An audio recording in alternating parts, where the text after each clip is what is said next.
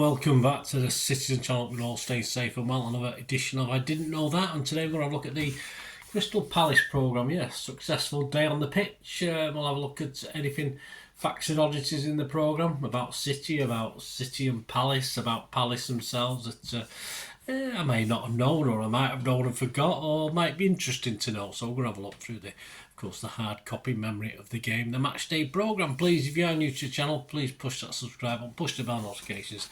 Everything City past and present, be great to have you on board, and as long as I can keep going, that's all I can ever promise. That's all I will promise at the moment. So join me, and if you do check through the channel, all my history stuff, you'll see some you'll see something on film and TV as well. So if that's of any interest to you or anyone you know, please point them in my direction. It'd be great. But it's football today, and it's this programme. It's a nice cover. I like the kit.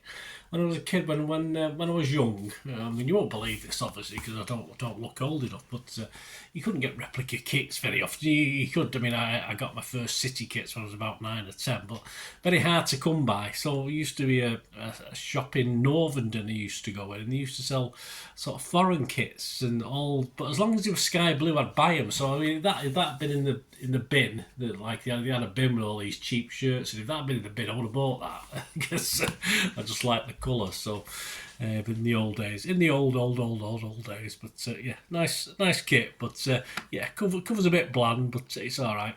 What did you know? Well, about Palace, of course. Palace's total sponsorship revenue for this season, 23-24, is apparently over $20 million, with the biggest single investment, of course, coming from the shirt sponsors, who are Cinch, with an agreement that's valued at about $8.5 million per year. So yeah, they make a lot of money from other things as well.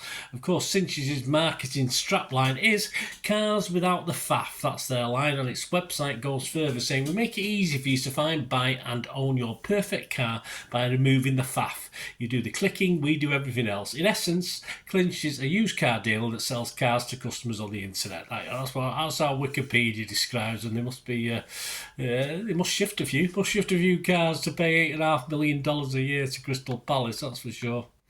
I wonder what they get back.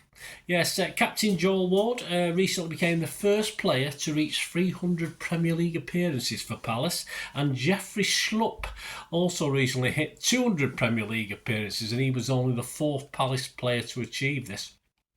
What did I learn about City and Palace? Well, I'd actually forgotten that Sun Ji-hai had also played for Palace. He arrived in 1998 and left to join us in 2002. I've not clarified that. That's what it says in the programme, so I'll have to believe it.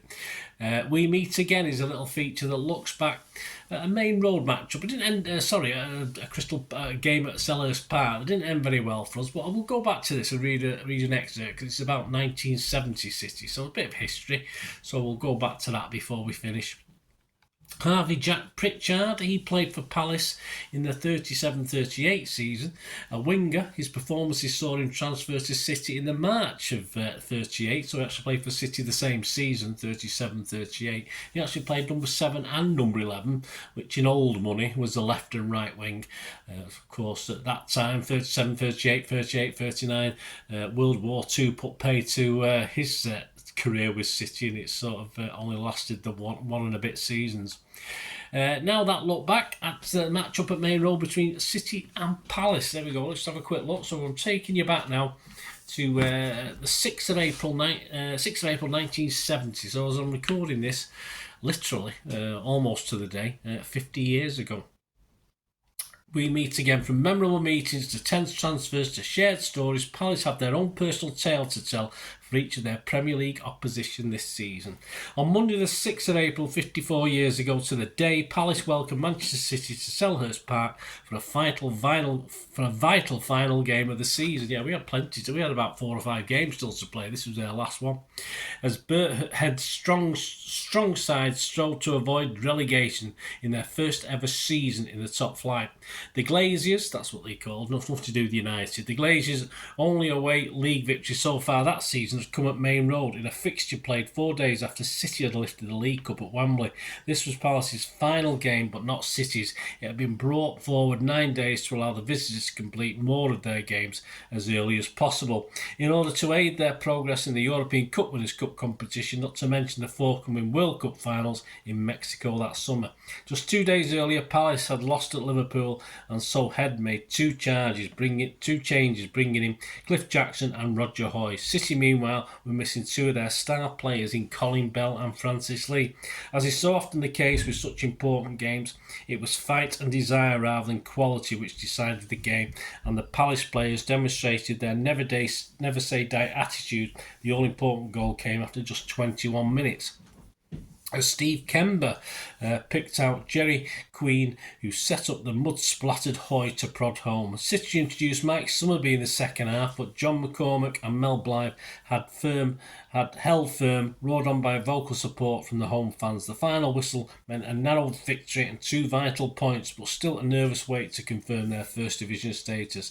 In those days, not all clubs finished their seasons on the same day, let alone the same time, so the Glazers would have to wait 16 days to see if they were overhauled by Sunderland or Sheffield Wednesday. The Black Cats fell first after losing at home to Liverpool, but if the Owls beat City at Hillsborough, Palace would be relegated. With no way to follow games live, Palace fans had to wait for results to filter through on the radio to learn that City had scored a winner late on, and that Head and Co was safe for a second season in Division 1. Yeah, teams that day, Palace, it's very small print, it's going to hard to read the flipping thing. Jackson, Sewell, Headley, Payne, McCormick, Blythe, Jackson, Kember, Hoy, Queen and Taylor, and of course we're more interested in the City team that day. Corrigan, Buck, Pardo, Doyle, Booth, Oakes, Carradus, Donachie, Glennon, he was replaced by Somerville 62, Towers and Neil Young. There you go, guys. We meet again. So at least beating us helped them stay in the division for another season anyway. So you should be grateful to us for allowing us to do that. 19th season where we did, and of course, a European and domestic cup double. There you go. No history City though, have we? But there you go. I hope you enjoyed that, guys. This little look at I didn't know that. A bit shorter than normal, but there's not that much in it, to be honest with you. It's some nice history stuff, but it's a bit light. But hey, what do you want? Still enjoyable. I hope I enjoyed that little excerpt as well. Thanks for watching, guys. Until we meet again, that's one thing, don't I? Please stay safe, Blues. Come on, City. Bye for now.